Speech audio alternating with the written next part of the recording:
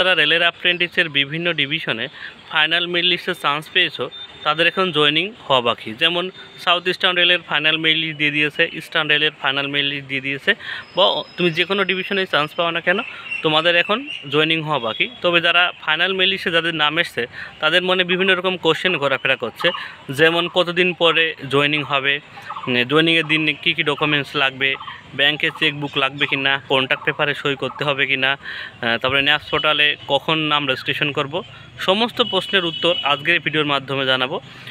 আশা করি তোমরা যারা ফাইনাল মেরিট লিস্টে নাম এসেছে তারা যদি আমার কথাগুলো মনোযোগ সহকারে শোনো তাহলে তোমাদের মনে আর কোনো সংশয় থাকবে না, ঠিক আছে। তবে ভিডিওটি শুরু করার আগে সবাইকে একটাই অনুরোধ, আমার চ্যানেলে নতুন হয়ে থাকলে রেলের অ্যাপ্রেন্টিস সম্পর্কে বা অন্যান্য যে কোনো বিষয় সম্পর্কে জানার জন্য ভিডিওটি অবশ্যই আমার চ্যানেলটিকে অবশ্যই সাবস্ক্রাইব করে রেখো, এবং ডিসক্রিপশন বক্সে হোয়াটসঅ্যাপের লিঙ্ক দেওয়া থাকবে। তোমাদের কিন্তু প্রত্যেক কোশ্চেনের উত্তর আমি কিন্তু হোয়াটসঅ্যাপে গ্রুপে কিন্তু আলোচনা করে দিই, ঠিক আছে। প্রথমেই কোশ্চেনটা হলো কতদিন পর জয়েনিং হয়। দেখো, প্রথম কোশ্চেনের উত্তর হলো জয়েনিং হতে মিনিমাম 3 মাস সময় লাগে, তবে কোনো কোনো ডিভিশনে সেটা 2 মাস সময় লাগে, কোনো কোনো ডিভিশনে 3 মাসের বেশি সময় লাগে, তবে মিনিমাম সময় কিন্তু 3 মাস লাগে, ঠিক আছে। 3 মাসের পরেই কিন্তু তোমাদের জয়েনিংটা হবে।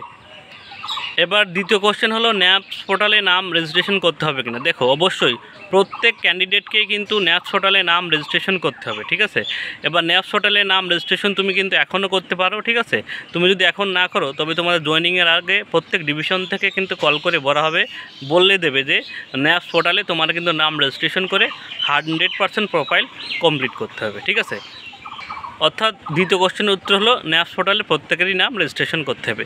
তৃতীয় কোশ্চেন হলো কন্ট্যাক্ট পেপারটা কি। দেখো, তুমি যে রেলের অ্যাপ্রেন্টিস করছো তার জন্য প্রত্যেক মাসে তোমাকে 7,700 টাকা স্টাইপেন্ড দেবে, ঠিক আছে, এবং তোমাকে কত ঘন্টা কাজ করতে হবে, তোমাদের কী কী সুযোগ সুবিধা আছে, তাই জন্য কিন্তু একটা কন্ট্যাক্ট পেপার তোমাদের কিন্তু ন্যাপস পোর্টালে কিন্তু পাঠাবে, ঠিক আছে। সেই ন্যাপস পোর্টালে তুমি যদি রাজি থাকো এই কোর্সটা করার জন্য, তাহলে তুমি ন্যাপস পোর্টালে ডিজিটাল সাইন করে তুমি সেটা পাঠিয়ে দিতে হবে প্রত্যেকে, ঠিক আছে। সেটা হলো তোমাদের হলো কন্ট্যাক্ট পেপার, তাহলে সাইন হয়ে যাবে। এরপর আসবে জয়েনিং লেটার।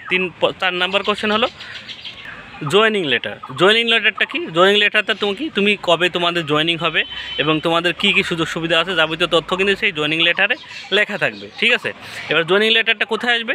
অনেকের কোশ্চেন যে পোস্ট অফিসে আসে না মেলের মাধ্যমে, সমস্ত তথ্যও কিন্তু তোমাদের মেলের মাধ্যমে আসে, সমস্ত কিছু তোমাদের মেলে আসবে, ঠিক আছে। তোমাদের জয়েনিং লেটারটাও মেলে আসবে, কন্ট্যাক্ট পেপারটাও মেলে আসবে, ন্যাপস পোর্টালে নাম রেজিস্ট্রেশন করার সমস্ত তথ্যও কিন্তু মেলেই আসবে, সব কিছু। এবার মেলের মাধ্যমে যখন তোমাদের জয়েনিং লেটারটা আসবে তখন তুমি সেই জয়েনিং লেটারটা ডাউনলোড করে নেওয়ার পর তোমাদের কিন্তু সেখানে আর একটা ফরম্যাট থাকবে যে WBCS অফিসার দিয়ে তোমার দুটো সংশয়পত্র সাইন করে আনতে হবে, ঠিক আছে। সেটা জয়েনিং লেটার পেপারের সাথে তোমাদের কিন্তু দেওয়া থাকবে, তখন সেটা তুমি করে নেবে। তবে তোমাদের মেলে জয়েনিং লেটার আসার 15 দিন পরে কিন্তু তোমাদের জয়েনিং হবে। তোমাদের মেলে জয়েনিং লেটার পাঠিয়ে দিল, তার মধ্যে 15 দিনের মধ্যে তোমাদের যাবতীয় কাজ সব কিছু কমপ্লিট করে নিয়ে তোমাদের অমুক একটা তারিখ থাকবে যে মিনিমাম 15 দিন সময় থাকে, সেই 15 দিনের মধ্যে তুমি সমস্ত কাজ কমপ্লিট করবে, তারপরে জয়েনিংয়ের দিনে তুমি জয়েনিং করতে যাবে। এবার অনেকের কোশ্চেন, জয়েনিং লেটারের সময় কি আবার ডকুমেন্টস ভেরিফিকেশন হবে? হ্যাঁ, অবশ্যই।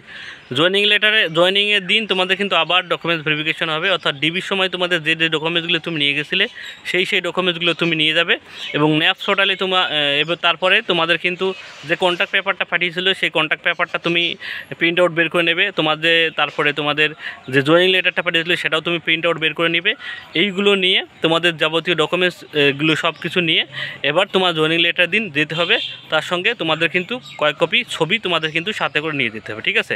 আবার তোমাদের ডকুমেন্টস ভেরিফিকেশন হবে, সমস্ত কিছু দেখে নিয়ে তোমাদের জয়েনিংয়ের যে ডেটটা থাকবে সেই ডেটে কিন্তু তোমাদের জয়েনিংটা করতে হবে, ঠিক আছে। এবার লাস্ট কোশ্চেন হলো তোমাদের ব্যাংকের চেকবুক লাগবে কিনা। প্রত্যেকের অ্যাপ্রেন্টিস যারা করছো তাদের প্রত্যেকের কিন্তু ব্যাংকের চেকবুক লাগবে। ব্যাংকের চেকবুক যাদের থাকবে না তাদের কিন্তু ব্যাংকে কিন্তু টাকা ঢুকবে না মাসে মাসে, ঠিক আছে। অর্থাৎ তুমি যতদিন না ব্যাংকের চেক বইটা জমা দেবে তোমাদের কিন্তু ব্যাংকে কিন্তু টাকা ঢুকবে না। অতএব যে সময়টা তুমি এখন যে 3 মাসটা এখন মিনিমাম পাচ্ছো, 3 মাস বা 2.5 মাস, ঠিক আছে, এই সময়ের মধ্যে যাদের ব্যাংকের চেকবুক নেই তারা ব্যাংকের চেকবুকটা কিন্তু বানিয়ে নাও। অনেকের কোশ্চেন থাকে যে কোন ব্যাংকের বই থাকলে সুবিধা হয়। দেখো, যে কোনো গ্রামীণ ব্যাংক বাদে তোমাদের যে কোনো ব্যাংকেই বই থাকলেই তুমি কিন্তু সেই ব্যাংকেই টাকাটা ঢুকবে, শুধুমাত্র গ্রামীণ ব্যাংকগুলো বাদে, ঠিক আছে। যেমন বঙ্গীয় গ্রামীণ ব্যাংক থাকে, বিকাশ ব্যাংক থাকে, ঠিক আছে, এগুলো বাদে যে কোনো ব্যাংক অ্যাকাউন্ট কিন্তু সেখানে অ্যাকসেপ্টেড হবে, ও নিয়ে তোমাদের কিন্তু চিন্তা নেই। তবে তোমাদের প্রত্যেকের ব্যাংকের চেকবুক লাগবে। অর্থাৎ কেউ যদি আমার কথাগুলো মনোযোগ সহকারে শোনো, আশা করি এরপরে আর কারো সংশয় থাকা উচিত না। কার যদি সংশয় থেকেও থাকে, আমি ডেসক্রিপশন বক্সে আমার হোয়াটসঅ্যাপের লিঙ্ক দিয়ে দিচ্ছি, গ্রুপে তোমরা জয়েন করো।